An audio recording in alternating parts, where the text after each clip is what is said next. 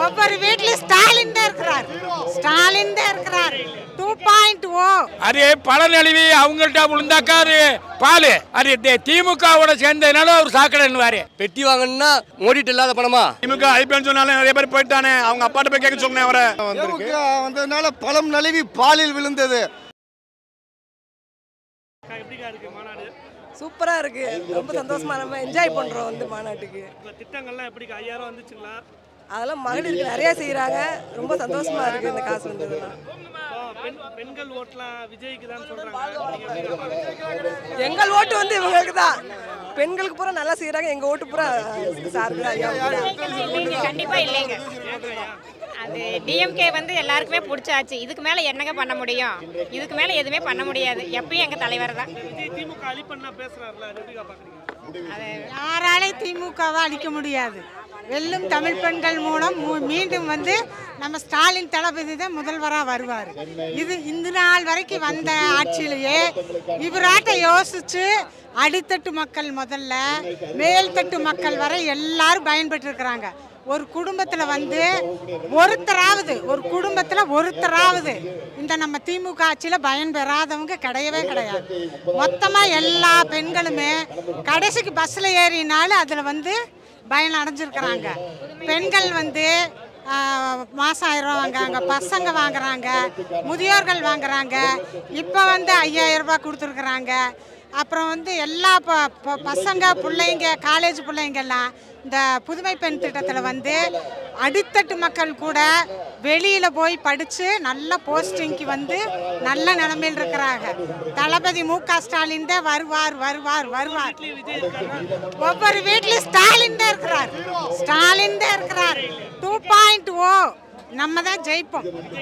விஜய் இல்லை. எங்க வீட்லயே விஜய் இல்லை. நம்ம ஸ்டாலின் தான் முதலமைச்சர், நிரந்தர முதலமைச்சர். அதாவது இது நாள் வரைக்கும் வந்த அரசாங்கம் வந்து அதாவது ஒரு குடும்பத்துல ஒருத்தராவது பயன் பெற்றிருக்கிறாங்க. பயன் பெறலை அப்படின்னு சொல்லவே முடியாது. ஒவ்வொரு குடும்பமும் ஏதாவது ஒரு வழியில நம்ம ஸ்டாலின் ஐயானாலதான் இப்ப பயன் பெற்றிருக்கிறாங்க. அதை மக்கள் வந்து மறக்க கூடாது. மறந்தா அப்புறம் இதை விட யோசிச்சு செய்யறதுக்கு கிடையாது. இன்னும் வருவார், நல்ல திட்டங்களை செய்வாரு. அதனால கண்டிப்பா வந்து மறக்காம உதயசூரியனை எப்பவுமே ஜெயிக்க வைக்கணும்.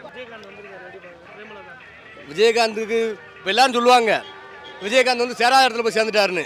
விஜயகாந்த் கல்யாணம் பண்ணி வச்சது நம்ம தலைவர் தான். 2005 கட்சி ஆரம்பிக்கார் விஜயகாந்த். 2006 போட்டி போடுறாரு, அவர் மட்டும் ஜெயிக்கிறாரு. 2009 10% ஓட்டு வாங்கினார். 2011 எதிர்கட்சியாக வர்றாரு. அது வரைக்கும் வளர்ந்துகிட்டே இருந்தவர் என்னைக்கு பாஜக கூட கூட்டணி சேர்ந்தாரோ 2014 கூட்டணி சேர்றாரு. அன்னைக்கு அவரோட வீழ்ச்சி ஆரம்பமாகுது. 2014 தோல்வி, 2016 மக்கள் நல கூட்டணி தோல்வி, 2019 நம்ம அதிமுக கூட்டணி தோல்வி, 2021 அமமுக தோல்வி, 2024 அதிமுக தோல்வி. அவங்க மீண்டு வரணும், அவங்க கட்சியை வந்து உயிரோட வச்சிருக்கணும் அப்படின்னா நம்ம கூட்டணியில் இருந்தால் மட்டும்தான் அவங்களால முடியும். அப்படிங்கிறதுனால தான் அவங்க நம்மகிட்ட வந்திருக்காங்க. பெட்டி வாங்கணும்னா மோடிட்டு இல்லாத பணமா? மோடி பாஜக இருக்கிறதுலே இந்தியாவிலேயே அதிக பணம் வச்சிருக்கிற கட்சி பாஜக. அவங்க பணம் எவ்வளோ கொடுக்கணும் தயாராக இருக்காங்க, கொடுத்தாங்க. இவங்களுக்கு வந்து நம்ம கட்சி வந்து அங்கீகாரம் இல்லாமல் போயிடுச்சு. அந்த அங்கீகாரத்தை வாங்கணும்னா திமுக கூட்டணியில் இருந்தால் மட்டும்தான் அங்கீகாரம் வாங்க முடியும். அதனால நம்ம கூட்டணிக்கு வந்திருக்காங்க. அடுத்து ராமதாஸ் வரன்னு இருக்காரு. ராமதாஸ் வேண்டாம், ஏன்னா இவர் திருமாவளவன் வந்து அவர் மனசு நோகக்கூடாது. அவர் வந்து நம்ம கூட ரொம்ப காலமாக இருக்காது. அதனால யோசிக்கணும். அதை ஒரே சொல்லியாச்சு, நீங்கள் திருமாவளவன் பேசுங்க, திருமாவளவன் சொன்னால் நீங்கள் வாங்க அப்படின்னாச்சு. தவப்புதல்வன் திட்டம், புதுமை பெண் திட்டம், இந்த திட்டம்லாம் அவரால் யாராவது வழிவகுத்தாங்களா? 5 வருஷம் இதுக்கு முந்தைய எடப்பாடி ஆண்டார். அவர் ஏதாவது செஞ்சாரா? இந்த சிந்தனை இப்போ சொல்கிறார் 2000 ரூபா கொடுக்குறேன்னு. இதுக்கு முந்தி அவர் ஆட்சியில் இருந்தப்ப இந்த திட்டத்தை பற்றி ஏதாவது கண்ணெடுத்து பார்த்துருப்பாரா, செயல்படுத்தியிருப்பாரா? இதுதான் எங்களுடைய நோக்கம், எங்களுடைய ஆசையும். அதை வந்து பெருமையாக வரவேற்கிறோம். காரணம் என்ன? விஜயகாந்த் வந்து தமிழர் தான் சொன்னார். அந்த தமிழர் வந்து தமிழரோடு சேர்ந்ததுனால எங்களுக்கு பெருமையாக இருக்குது எல்லாருக்கும். அது பழநழுவி அவங்கள்ட்ட விழுந்தாக்கா அது பால். அது திமுகவோட சேர்ந்ததுனால அவர் சாக்கடைன்னுவார். அவரே ஒரு சாக்கடை. ஒரு ஆதவ அர்ஜுனாவை அந்த சாக்கடை போய் இந்த அம்மா விஜயகாந்தனுடைய தரத்தை பற்றி பேசலாமா? அவருடைய தியாகம் என்ன? தமிழ்நாட்டு மக்களுக்கு அவருக்கு இருந்த அவருடைய இறுதி ஊர்வலத்தை பார்த்துருப்பீங்கல்ல, மக்கள் பார்த்தாங்கல்ல, அதை பார்த்துட்டு இந்த ஆதவ அர்ஜுனா பேசலாமா? சரியான முறை இல்லைங்க அது. யாரு கூட்டணி வந்து பலமான கூட்டணியாக அமைதுன்ற ஒரு பயம். தமிழர்கள் தமிழுக்கு ஆவணி வாழணுன்ற ஒரு முறையில் அவங்க முடிவெடுத்துட்டாங்க. இவங்க போய் இப்போ நமக்கு கொடுக்க வேண்டிய சலுகைகளையே ஒன்றிய அரசு தரமாக இருக்குது. அந்த ஒன்றிய அரசு கூட போய் சேர்ந்து இவங்களும் பாலா போடுறதான். அதுக்கு தான் சரியான முடிவு எடுத்திருக்காங்க பிரேமலதா. இதில் வேற என்ன இருக்குது? சரியான முடிவு, சரியான நேரத்தில் சரியான முடிவு. அவருடைய ஆன்மா வரவேற்கும். காரணம் என்னன்னு கேளுங்க. அவருக்கு அந்த நினைவிடத்தை அமைக்கிறதுக்கு முத்துவேல் கருணாநிதி ஸ்டாலின் வந்து எப்படி நின்றார் பார்த்தீங்களா? இதெல்லாம் வந்து மக்கள் நினைச்சு பார்க்கணுங்க. அரசு மரியாதை 75 குண்டு முழங்க அரசு மரியாதையோடு அடக்கம் பண்ணார். யாருக்காவது அந்த மாதிரி ஒரு மரியாதை இருந்துச்சா? அதுதாங்க ஸ்டாலின், முத்துவேல் கருணாநிதி ஸ்டாலின். அதுதான் 2026 நிச்சயமாக முத்துவேல் கருணாநிதி ஸ்டாலின் பதவி ஏற்கும் காலம், ஜார்ஜ் கோட்டையில் பதவி ஏற்கும் காலம் நெருங்கிருச்சுன்னு எல்லா பேர்த்துக்கும் தெரிஞ்சு போச்சு. எடப்பாடி பழனிசாமி எட்டப்பற வைத்தார். அது என்னன்னாக்கா ஒன்றிய அரசுக்கு துணை போயிட்டார். ஜெயலலிதா அம்மா என்ன சொல்லிச்சு? இந்த மோடியா இந்த லேடியான்னுச்சு. மோடியா இந்த லேடியான்னு கேட்டுச்சுல, தமிழ்நாட்டில் ஜெயிச்சு காமிச்சில. அந்த உணர்வோடு இவங்க இருந்துக்கலாம்ல. துணிச்சல் இல்லைல்ல. துணிச்சல் இருந்தா டிடி தினகரன் என்ன சொன்னார்? அவன் எடப்பாடி பழனிசாமி ஒரு துரோகி, திருடன், எப்படி பேட்டியெல்லாம் கொடுத்தாரு. அதையெல்லாம் மக்கள் நினைச்சிட்டு இருப்பாங்கல்ல. இப்போ அவரோட தானே சேர்ந்துருக்காரு. இப்போ அவர் திருடன் இல்லை, துரோகி இல்லையா? இதெல்லாம் நினச்சி பார்க்கணுங்க. காங்கிரஸ் வந்து இன்றைக்குமே இன்றைக்கும் சொல்கிறேங்க, ராகுல் காந்தி இருக்கிற வரைக்கும் தேசிய கூட்டணி நீடிக்கும்.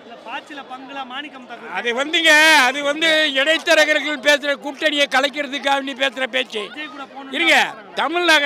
இந்தியாவிலே வரலாறு படைத்த நிதியமைச்சர் ப. சிதம்பரம் அவர் என்ன சொன்னார்?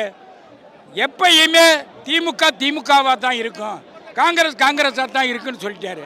இந்த இடைத்தரகர்கள் பேச்செல்லாம் பேசினாக்கா அது நல்லா இருக்குமாங்க? கூட்டம்னா என்ன? இது வந்து 59 தொகுதிக்கு மட்டும்தான். இதே மாநாடு போல் 2 லட்சம் பேர் இங்கே கூட்டியிருக்காங்க. நீங்கள் நியூஸ், அதாவது சர்வே 2 லட்சம் பேர் சொல்லுது. இது வந்து 59 தொகுதிக்கு மட்டும்தான். வெறும் BLA to BLC அவங்களுக்கு மட்டும்தான் ஆலோசனை கூட்டம். வேற கட்சி தொண்டர் வேறலாம் யாரையும் கூட்டம் வரல. அதுக்கே இங்கே வந்து மதுரையை திணறுது. ஸோ பாருங்கள் எப்படி இருக்கு பாருங்கள். அடுத்த March 8 மாநாடு. இதை முடிச்சா March 8 மாநாடு திருச்சியில் பார்க்கணும். எங்கள் தலைவரை பார்க்க மீண்டும் எங்கள் வாழ்நாள் தலைவரை முதல்வராக்கிற மீண்டும் தொடர் முதல்வராக்க உழைச்சிக்கிட்டே இருப்போம். அண்ணே அவர் சொல்லிட்டு இருப்பானே, அவருக்கு நமக்கு போட்டியே கிடையாதுண்ணே. தமிழ்நாட்டில் எங்களுக்கு இப்போ எலெக்ஷன் 2 பேர் தான் போட்டி. ஒன்று தமிழ்நாட்டுக்கும் டெல்லிக்கும் தான் போட்டி. அதை சொன்னால் அதெல்லாம் வளர்ந்து கட்ட பற்றிலாம் பேச வேணானே. ஆனால் வேணானே, அரசியல் பேசுகிறவங்க தான் பேசணுண்ணே. நாங்கள் அரசியல் அவரெல்லாம் பற்றி பேசுறதுக்கு தகுதியான ஆள் தானே. எங்கள் தலைவரே எனக்கு தொடர்றதில்ல. அப்போ நாங்கள் வேணானே. அண்ணே திமுக அழிப்பேன்னு சொன்னாலும் நிறைய பேர் போயிட்டானே. அவங்க அப்பாட்ட போய் கேட்க சொல்லுங்க, அவரை அவங்க ஃபாதர்கிட்ட போய் கேட்க சொல்லுங்கள். திமுக அழிக்க முடியுமா அவங்க ஃபாதர்கிட்ட கேட்க சொல்லுங்கள். அப்போ போய் தெரியும் அவங்க அப்பாவுக்கு திமுக எப்படின்றது. இது 75 ஆண்டுகள் தான் சொல்கிறோம். ஆமாண்ணே, நான்லாம் வந்து 3வது ஜெனரேஷன் திமுக இருக்கிறோம், அவ்வளோதான். இப்போ அமைஞ்சிருக்க கூட்டணி வந்து வலுவான கூட்டணி. கண்டிப்பாக 200 தொகுதியில் கண்டிப்பாக திமுக கூட்டணி வெல்லும். இதை விட இந்த 5 வருஷத்தில் ஸ்டாலின் அவர்கள் வந்து செய்த சாதனையை விட இனி அடுத்த 5 வருஷத்தில் சிறப்பான ஒரு சாதனையை செய்வார். தேமுதிக வந்ததுனால பழம் நழுவி பாலில் விழுந்தது. 2016 எப்படி கலைஞர் சொன்னாரோ அதனால 2026 திமுக மாபெரும் வெற்றி பெறும்.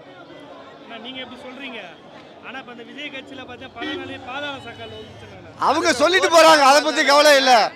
இவருடைய அறிக்கைங்க பாருங்க, இந்த புக்கு நிறைய இருக்கு. பெண்களுக்கு இலவசம், பிள்ளைகளுக்கு லேப்டாப்பு, மாதம் 1000 ரூபா இலவச பஸ்ஸு, அடுத்த மாதம் 2000 ரூபா.